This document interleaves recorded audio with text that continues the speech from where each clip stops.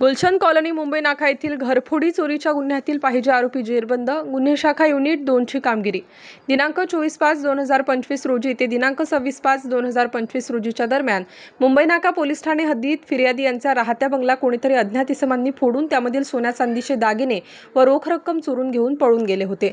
त्यावरून मुंबई नाका police station येथे गुन्हा दाखल करण्यात आला होता। सदर गुन्ह्यात गुन्हे शाखा युनिट 1 व 2 यांनी संयुक्तिक कामगिरी करून तांत्रिक माहितीच्या आधारे 4 आरोपी अटक करून त्यांच्याकडून 38,58,700 रुपये किमतीचे सोने व चांदीचे दागिने व इतर असा मुद्देमाल हस्तगत करून गुन्हा उघडकीस आणला होता। सदर गुन्ह्यातील आरोपी यांचा साथीदार आफताब उर्फ आत्या कुरेश सय्यद हा फरार झाला होता। त्याचा शोध गुन्हे शाखा युनिट 2 कडील पोलीस अधिकारी व अंमलदार घेत असताना पोलीस हवालदार मनोज परदेशी व पोलीस हवालदार परमेश्वर दराडे यांना गुप्त बातमीदार मार्फत बातमी मिळाली की आरोपी नामे आफताब उर्फ आत्या कुरेश सय्यद हा वडाळा भागात फिरत आहे।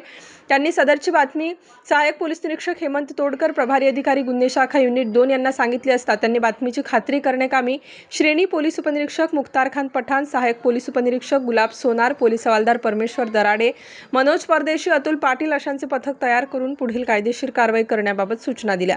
त्यानुसार पथकाने दिनांक 10 जून 2025 रोजी गोसिया मस्जिदच्या मागे वडाळा गाव नाशिक येथे जाऊन खात्री केली असता मुंबई नाका पोलीस स्टेशन येथे गुन्ह्यातील पाहिजे असलेला आरोपी आफताब उर्फ आत्या कुरेश सय्यद वय 22 वर्ष राहणार गरीब नवाज मस्जिदच्या मागे मेहबूब नगर वडाळा गाव नाशिक हा मिळून आला।